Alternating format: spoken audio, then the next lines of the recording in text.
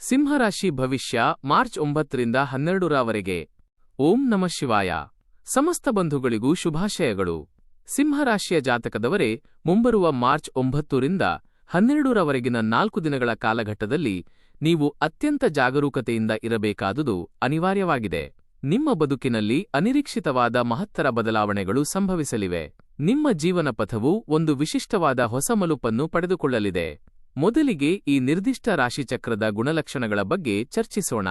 ರಾಶಿಚಕ್ರದಲ್ಲಿನ ಒಟ್ಟು 12 ರಾಶಿಗಳಲ್ಲಿ ಈ ಸಿಂಹರಾಶಿಯ ವ್ಯಕ್ತಿಗಳು ಎಲ್ಲರಿಗಿಂತಲೂ ಹೆಚ್ಚಿನ ಸಹನಾಶಕ್ತಿಯನ್ನು ಹೊಂದಿರುವವರಾಗಿದ್ದಾರೆ.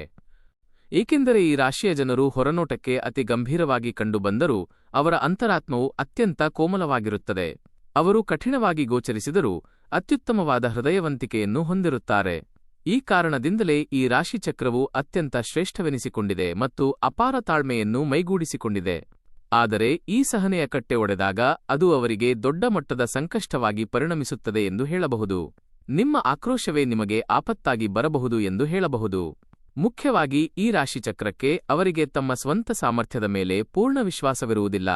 ಯಾಕೆಂದರೆ ಈ ರಾಶಿಯು ನಿಮ್ಮನ್ನು ನಂಬುವುದಕ್ಕಿಂತ ಹೆಚ್ಚಾಗಿ ಇತರರನ್ನು ಅವಲಂಬಿಸುತ್ತದೆ.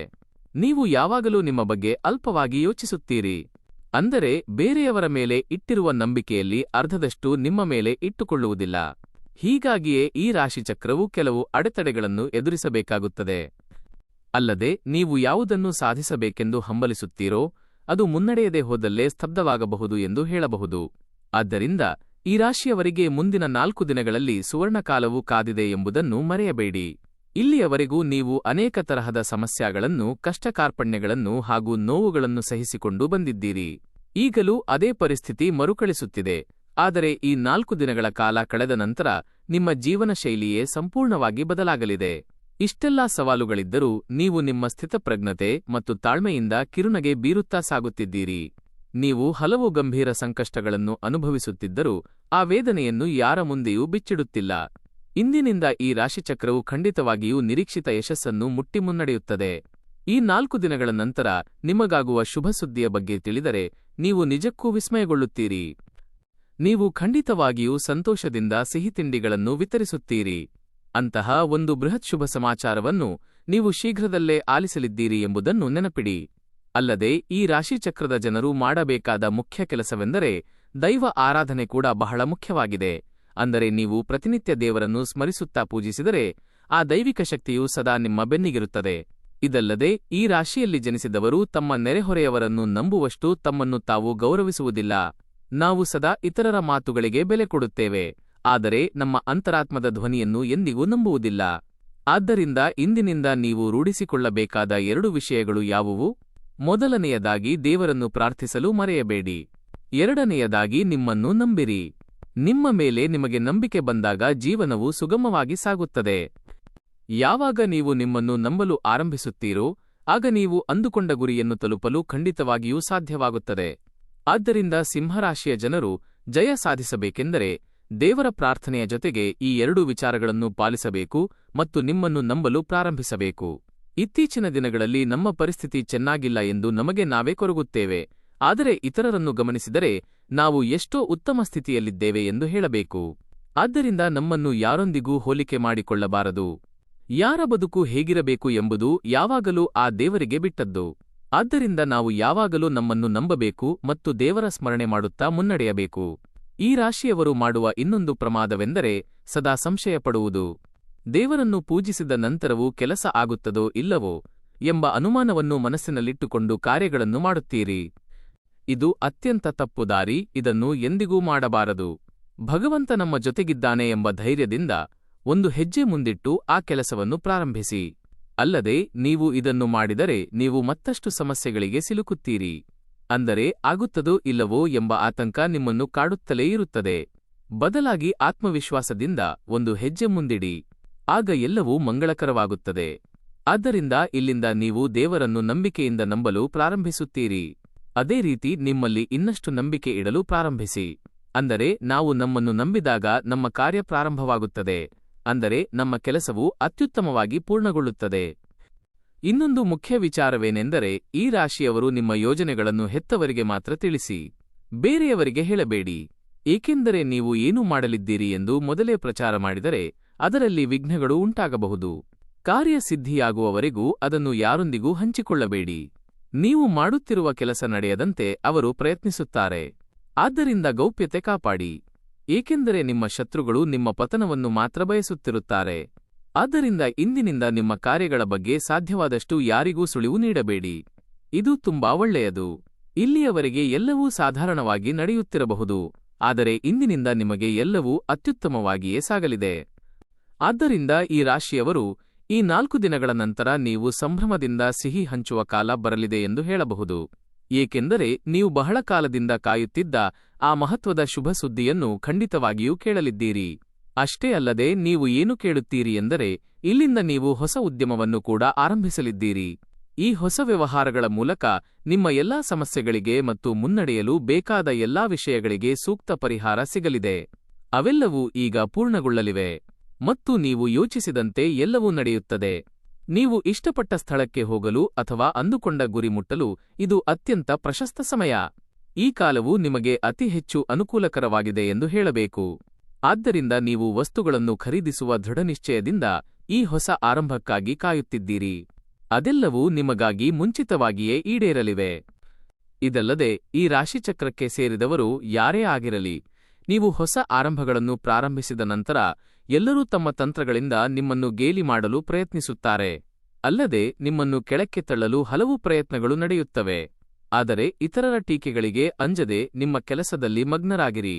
ಆದ್ದರಿಂದ ನೀವು ನಿಮ್ಮ ಕಾರ್ಯದ ಬಗ್ಗೆ ಯಾರಿಗೂ ಹೇಳದಿದ್ದಾಗ, ನೀವು ನಿಮ್ಮನ್ನು ನಂಬಿದಾಗ ಮತ್ತು ದೈವದ ಮೇಲೆ ಭಾರ ಹಾಕಿ ಮುನ್ನಡೆದಾಗ ಯಶಸ್ಸು ಮಾತ್ರ ಖಂಡಿತವಾಗಿಯೂ ನಿಮ್ಮದಾಗುತ್ತದೆ. ಅಲ್ಲಿಯವರೆಗೂ ನೀವು ಯಾರಿಗಾದರೂ ಹೇಳಿದರೆ ನಿಮ್ಮ ಪತನವನ್ನು ನೀವೇ ಕೇಳಬೇಕಾಗುತ್ತದೆ. ಆದ್ದರಿಂದ ಈ 4 ದಿನಗಳಿಂದ ನಿಮ್ಮ ಹೊಸ ಆರಂಭಗಳು ಪ್ರಾರಂಭವಾಗಲಿವೆ. ಅಂದರೆ ನೀವು ಹೊಸ ವಾಹನ, ಮನೆ ಅಥವಾ ವ್ಯವಹಾರದಂತಹ ಶುಭ ಕಾರ್ಯಗಳನ್ನು ನೀವು ಖಂಡಿತವಾಗಿಯೂ ಪ್ರಾರಂಭಿಸಲಿದ್ದೀರಿ ಎಂದು ಹೇಳಬಹುದು. ಅಲ್ಲದೆ ಉದ್ಯೋಗದಲ್ಲಿ ಬಡ್ತಿಗಳನ್ನು ಬಿಟ್ಟು ಅಂತಹ ವಿಷಯಗಳಿಂದ ನೀವು ಪಡೆಯಲು ಸಾಧ್ಯವಾಗದ ಆರ್ಥಿಕ ಪ್ರಗತಿಯನ್ನು ನೀವು ನೋಡಲಿದ್ದೀರಿ. ಆದ್ದರಿಂದ ಈ ರಾಶಿಯ ಜನರು ಈ ಸಮಯದಲ್ಲಿ ಯಾವುದೇ ಕಷ್ಟವಿದ್ದರೂ ಶುಭಸುದ್ದಿಯೇ ನಿಮಗೆ ದಕ್ಕಲಿದೆ ಎಂದು ಹೇಳಬಹುದು. ಅದರ ಬಗ್ಗೆ ಯಾವುದೇ ಸಂಶಯವಿಲ್ಲ. ಆದರೆ ಇದಕ್ಕೆ ಒಂದು ಪರಿಹಾರವಿದೆ. ಅದೇನದು? ಮೊದಲನೆಯದಾಗಿ ಪ್ರತಿ ಸೋಮವಾರ ಶಿವನ ದೇವಾಲಯಕ್ಕೆ ತೆರಳಿ ದೇವರಿಗೆ ಅಭಿಷೇಕ ಮಾಡಿಸಿ. ಸೋಮವಾರ ಶಿವನಿಗೆ ಹಾಲಿನ ಅಭಿಷೇಕ ಶ್ರೇಯಸ್ಕರ. ಇದರಿಂದ ನಿಮಗೆ ಶ್ರೇಯಸ್ಸಾಗುತ್ತದೆ. ಅಲ್ಲದೆ ಬಾಗಿಲಿಗೆ ಕುಂಬಳಕಾಯಿಯನ್ನು ಕಟ್ಟಿರಿ. ನಿಮ್ಮ ಎಲ್ಲಾ ನಕಾರಾತ್ಮಕ ಕಾರ್ಯಗಳು ದೂರವಾಗುತ್ತವೆ. ಅಲ್ಲದೆ ನಿಮ್ಮ ಕಷ್ಟಗಳು ಪರಿಹಾರವಾಗಿ ನೀವು ಯೋಜಿಸಿದ್ದರಲ್ಲಿ ಜಯ ಸಾಧಿಸುತ್ತೀರಿ. ಅಲ್ಲದೆ ಈ ರಾಶಿಚಕ್ರದ 2 ವ್ಯಕ್ತಿಗಳು ಬಂದು ನಿಮ್ಮ ಸಹಾಯ ಕೇಳಲಿದ್ದಾರೆ. ನೀವು ಗಾಬರಿ ಪಡಬೇಡಿ. ಇಲ್ಲಿಯವರೆಗೆ ನಿಮ್ಮನ್ನು ತಿರಸ್ಕರಿಸಿದವರು, ನಿಮ್ಮ ಪತನ ಬಯಸಿದ್ದವರು ಮತ್ತು ಸದಾ ಕೀಳಾಗಿ ನೋಡುತ್ತಿದ್ದವರು ಈಗ ನಿಮ್ಮ ಮುಂದೆ ಕೈಚಾಚಲಿದ್ದಾರೆ. ಅವರು ಸಹಾಯಕ್ಕಾಗಿ ನಿಮ್ಮಲ್ಲಿ ಪ್ರಾರ್ಥಿಸಲಿದ್ದಾರೆ. ಆದರೆ ಇಲ್ಲಿ ನೀವು ತುಂಬಾ ಜಾಗರೂಕರಾಗಿರಬೇಕು, ಏಕೆಂದರೆ ನೀವು ತುಂಬಾ ಕರುಣಾಮಯಿಗಳು. ನೀವು ಆ 2 ವ್ಯಕ್ತಿಗಳಿಂದ ದೂರವಿರಬೇಕು. ಅಂದರೆ ಅವರನ್ನು ನಿಮ್ಮ ಜೀವನದಿಂದ ದೂರವಿಡಬೇಕು. ಅವರು ಎಷ್ಟೇ ಕ್ಷಮೆ ಕೇಳಿದರೂ ಅಥವಾ ಕೈ ಜೋಡಿಸಿದರೂ ನೀವು ಅವರನ್ನು ಪುನಃ ನಿಮ್ಮ ಜೀವನಕ್ಕೆ ಸೇರಿಸಿಕೊಳ್ಳಬೇಡಿ ಮತ್ತು ಯಾವುದೇ ಸಹಾಯ ಮಾಡಬಾರದು. ಆದರೆ ಆ 2 ವ್ಯಕ್ತಿಗಳು ಯಾರು, ಅವರ ಬಗ್ಗೆ ಯಾವ ಮುನ್ನೆಚ್ಚರಿಕೆ ವಹಿಸಬೇಕು ಮತ್ತು ನಮ್ಮನ್ನು ನಂಬಿಸಿ ಮೋಸ ಮಾಡಿದವರನ್ನು ಹೇಗೆ ನೆನಪಿಸಿಕೊಳ್ಳಬೇಕು ಎಂಬ ಬಗ್ಗೆ ಈ ವಿಡಿಯೋದಲ್ಲಿ ಸಂಪೂರ್ಣ ವಿವರ ನೀಡಲಾಗಿದೆ. ಹಾಗಾದರೆ ವಿಡಿಯೋವನ್ನು ಸ್ಕಿಪ್ ಮಾಡಬೇಡಿ. ಮುಂದಿನ 4 ದಿನಗಳ ನಂತರ ನಿಮ್ಮ ಜೀವನದಲ್ಲಿ ನಡೆಯುವ ಪವಾಡಗಳು ಯಾವುವು? ಈ ಸುದ್ದಿ ಯಾವ ಕ್ಷೇತ್ರದಲ್ಲಿ ನಿಮಗೆ ಒಳ್ಳೆಯದು? ಈಗ ಎಲ್ಲವನ್ನೂ ವಿವರವಾಗಿ ತಿಳಿದುಕೊಳ್ಳಲಿದ್ದೇವೆ. ಯಾರೂ ಇಲ್ಲದಿದ್ದಾಗ ಮಾತ್ರ ಈ ವಿಡಿಯೋ ನೋಡಿ. ನಾವು ಹೀಗೆ ಏಕೆ ಹೇಳುತ್ತಿದ್ದೇವೆಂದರೆ, ಇವು ನಂಬಿಕೆಯ ಬಗ್ಗೆ, ಹಣದ ಬಗ್ಗೆ ಎಂದು ಕೆಲವರು ಹೇಳುತ್ತಾರೆ. ಆದರೆ ನಮ್ಮ ನಾಶ ಬಯಸುವ ಶತ್ರುಗಳು ನಮ್ಮ ಸುತ್ತಲೂ ಇರುತ್ತಾರೆ. ಆದ್ದರಿಂದ ಅಂತಹ ವಿಷಯಗಳನ್ನು ನೋಡಬೇಡಿ. ಮುಂದಿನ 4 ದಿನಗಳ ನಂತರ ಎಲ್ಲವೂ ನಿಮಗೆ ಶುಭವಾಗಲಿದೆ. ಯಾವುದು ಹಿತ, ಯಾವುದು ಅಹಿತ, ನಿಮ್ಮನ್ನು ಹೇಗೆ ರಕ್ಷಿಸಿಕೊಳ್ಳಬೇಕು, ಯಾರ ವ್ಯಕ್ತಿತ್ವ ಎಂತಹುದು ಎಂಬುದು ತಿಳಿಯುತ್ತದೆ. ಆಗ ಅಂತಹ ಸಂದರ್ಭಗಳಿಂದ ಹೊರಬರುವುದು ಹೇಗೆ ಎಂದು ನಿಮಗೆ ಸ್ಪಷ್ಟವಾಗುತ್ತದೆ. ನಂತರ ನೀವು ನಿಮ್ಮನ್ನು ಎಚ್ಚರಿಕೆಯಿಂದ ನಿಯಂತ್ರಿಸಿಕೊಳ್ಳಬೇಕು. ಅಲ್ಲದೆ ಇಂದಿನಿಂದ ನೀವು ನಿಮ್ಮನ್ನು ಸಮಸ್ಯೆಗಳಿಂದ ಮುಕ್ತಗೊಳಿಸುವಿರಿ. ಅದೇ ರೀತಿ ಈ ರಾಶಿಯವರನ್ನು ಇಲ್ಲಿಯವರೆಗೆ ವ್ಯರ್ಥ ಎಂದು ಕರೆದವರಿಗೆ ನಿಮ್ಮೊಂದಿಗೆ ಯಾವುದೇ ವ್ಯವಹಾರವಿರಲಿಲ್ಲ ಮತ್ತು ನೀವು ಏನು ಮಾಡಿದರೂ ತಪ್ಪೆಂದು ಹೇಳುತ್ತಿದ್ದರು. ಅದೇ ರೀತಿ ನಿಮ್ಮ ಬಗ್ಗೆ ಕೆಟ್ಟ ಸುದ್ದಿ ಹರಡಿದವರು, ಎಲ್ಲೆಡೆ ನಿಷ್ಪ್ರಯೋಜಕ ಎಂದು ಮಾತನಾಡುತ್ತಿದ್ದವರೆಲ್ಲರೂ ಈಗ ನಿಮ್ಮ ಬಳಿ ಬಂದು ಕ್ಷಮೆ ಕೇಳಲಿದ್ದಾರೆ. ಅಲ್ಲದೆ ನೀವು ದೊಡ್ಡವರು ಎಂದು ಅವರು ಹೇಳುತ್ತಾರೆ ಮತ್ತು ನಿಮ್ಮನ್ನು ಕಡಿಮೆ ಅಂದಾಜು ಮಾಡಿ ತಪ್ಪು ಮಾಡಿದೆವು ಎನ್ನುತ್ತಾರೆ. ಅವರಿಗೆ ಬಾಯಿ ಮುಚ್ಚಿಸುವಂತಹ ಉತ್ತರವನ್ನು ನೀವು ಇಲ್ಲಿಂದ ನೀಡಲಿದ್ದೀರಿ ಎಂದು ಹೇಳಬಹುದು. ಅದರ ಬಗ್ಗೆ ಯಾವುದೇ ಸಂಶಯವಿಲ್ಲ. ನಿಮ್ಮ ಜೀವನವು ಸಂಪೂರ್ಣ ಬದಲಾಗಲಿದೆ. ಅವರಿಗೆ ಸರಿಯಾದ ಉತ್ತರ ನೀಡಲು ಇದು ಪ್ರಶಸ್ತ ಸಮಯ. ಇಲ್ಲಿಂದ ನಿಮ್ಮ ಜಾತಕವು ಪೂರ್ಣ ಬದಲಾಗಲಿದೆ. ಮುಂಬರುವ ದಿನಗಳಲ್ಲಿ ಬಹಳಷ್ಟು ಶುಭ ಸುದ್ದಿಗಳು ಬರಲಿವೆ. ಬಹಳ ದಿನಗಳಿಂದ ಕಾಯುತ್ತಿದ್ದ ಸುದ್ದಿಯನ್ನು ನೀವು ಆಲಿಸಲಿದ್ದೀರಿ. ನಿಮ್ಮ ಕಠಿಣ ಪರಿಶ್ರಮದ ಫಲ ಸಿಗಲಿಲ್ಲ ಎಂದು ದುಃಖಿತರಾಗಿದ್ದೀರಿ. ಆದರೆ ಈಗ ಅದು ಖಂಡಿತವಾಗಿಯೂ ಬರಲಿದೆ. ಇಲ್ಲಿಂದ ನೀವು ಎಲ್ಲರ ಬಾಯಿ ಮುಚ್ಚಿಸುವಿರಿ. ಆದಾಗ್ಯೂ ಈ ರಾಶಿಯವರು ಕೆಲವು ಮುನ್ನೆಚ್ಚರಿಕೆಗಳನ್ನು ವಹಿಸಬೇಕು. ನೀವು ಅದನ್ನು ಖಂಡಿತ ತಿಳಿಯಬೇಕು. ನಿಮಗೆ ಪ್ರತಿಯೊಂದು ಯಶಸ್ಸು ಸಿಗುತ್ತದೆ. ಅಲ್ಲದೆ ನೀವು ಭಯಪಡುವ ಅಗತ್ಯವಿಲ್ಲದಿದ್ದರೂ ತಕ್ಷಣ ಸೋಮಾರಿತನವನ್ನು ಬಿಟ್ಟುಬಿಡಿ. ಏಕೆಂದರೆ ಇಂದಿನಿಂದ ಸೋಮಾರಿತನವಿದ್ದರೆ ಯಾವುದೇ ಕೆಲಸ ಪೂರ್ಣಗೊಳ್ಳುವುದಿಲ್ಲ. ನೀವು ಸೋಮಾರಿತನ ತ್ಯಜಿಸಲೇಬೇಕು. ಗ್ರಹಗಳು ಪರವಾಗಿದ್ದಾಗ ನೀವು ಸಕ್ರಿಯರಾಗಿರಬೇಕು ಮತ್ತು ಶ್ರದ್ಧೆಯಿಂದ ಕೆಲಸ ಮಾಡಬೇಕು. ಗ್ರಹಗಳು ಪರವಾಗಿದ್ದರೆ ಕೆಲಸಗಳು ತಾನೇ ನಡೆಯುತ್ತವೆ ಎಂದು ಎಂದಿಗೂ ಯೋಚಿಸಬೇಡಿ. ನೀವು ಎಷ್ಟು ಶ್ರಮಿಸುತ್ತೀರಿ ಎಂಬ ಆಧಾರದ ಮೇಲೆ ದೇವರು ಮತ್ತು ಗ್ರಹಗಳು ನಿಮಗೆ ಫಲಿತಾಂಶಗಳನ್ನು ಹೆಚ್ಚು ಅನುಕೂಲಕರವಾಗಿಸುತ್ತವೆ. ಆದ್ದರಿಂದ ನೀವು ಸೋಮಾರಿತನ ಬಿಟ್ಟು ನಿಮ್ಮ ಕೆಲಸವನ್ನು ಅಚ್ಚುಕಟ್ಟಾಗಿ ಮಾಡಿ. ಯಾರನ್ನೂ ಅವಲಂಬಿಸದೆ ಎಲ್ಲವೂ ಒಳ್ಳೆಯದಾಗುವ ಸಾಧ್ಯತೆಗಳಿವೆ. ಅದೇ ರೀತಿ ಜಯ ಸಾಧಿಸುತ್ತೀರಿ. ಇಬ್ಬರು ವ್ಯಕ್ತಿಗಳು ನಿಮಗೆ ಅತಿ ಹತ್ತಿರದಲ್ಲಿದ್ದಾರೆ. ಅವರು ಸಂಬಂಧಿಕರು ಅಥವಾ ಸ್ನೇಹಿತರಾಗಿರಬಹುದು, ಅಥವಾ ನಿಮ್ಮನ್ನು ನಂಬುವ ವ್ಯಕ್ತಿಗಳಾಗಿರಬಹುದು. ಏನೇ ಇರಲಿ, ಅವರು ಮೊದಲು ನಿಮ್ಮ ಬದುಕಿನಲ್ಲಿದ್ದರು. ಆದರೆ ನಿಮಗೆ ಅಗತ್ಯವಿರುವಾಗ ಅವರು ನಿಮ್ಮನ್ನು ತೊರೆದರು ಎಂಬುದನ್ನು ಮರೆಯಬೇಡಿ. ಅಂತಹವರು ಯಾರೆಂದು ಗಮನಿಸಿ. ಇಂದು ನೀವು ಆರ್ಥಿಕವಾಗಿ ಬೆಳೆದಿರುವುದನ್ನು ಕಂಡು ಅವರು ನಿಮ್ಮ ಬಳಿ ಬರುತ್ತಿದ್ದಾರೆ.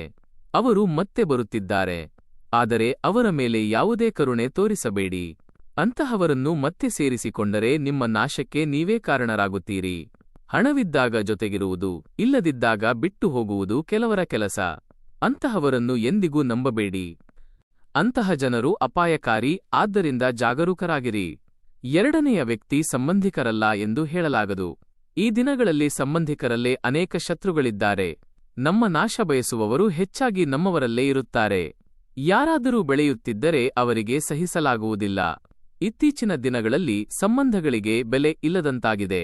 ನಿಮ್ಮ ಕುಟುಂಬ ಮಾತ್ರ ನಿಮ್ಮದಾಗಿರುತ್ತದೆ. ಹೊರಗಿನವರ ಸಂಬಂಧಗಳು ಕಡಿದುಹೋಗುತ್ತವೆ.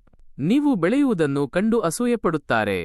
ಮುಖದ ಮುಂದೆ ಚೆನ್ನಾಗಿ ಮಾತನಾಡಿ ಬೆನ್ನ ಹಿಂದೆ ಮೋಸ ಮಾಡುತ್ತಾರೆ. ನಿಮ್ಮನ್ನು ಹೊಗಳುತ್ತಾ ಕೆಟ್ಟದಾಗಿ ಕರೆಯುತ್ತಾರೆ. ಹಾಗಾದರೆ ಆ ಇಬ್ಬರು ಯಾರು? ಅವರು ಹೇಗೆ ನಿಮ್ಮನ್ನು ಬಿಟ್ಟು ಹೋದರು ಎಂಬುದನ್ನು ನೆನಪಿಸಿಕೊಳ್ಳಿ. ಕಷ್ಟದಲ್ಲಿದ್ದಾಗ ಯಾರು ಸಹಾಯ ಮಾಡಿದರು ಎಂಬುದನ್ನು ಗಮನಿಸಿ. ಅವರು ಖಂಡಿತ ಬರುತ್ತಾರೆ, ಆದರೆ ಅವರನ್ನು ಹತ್ತಿರ ಸೇರಿಸಬೇಡಿ.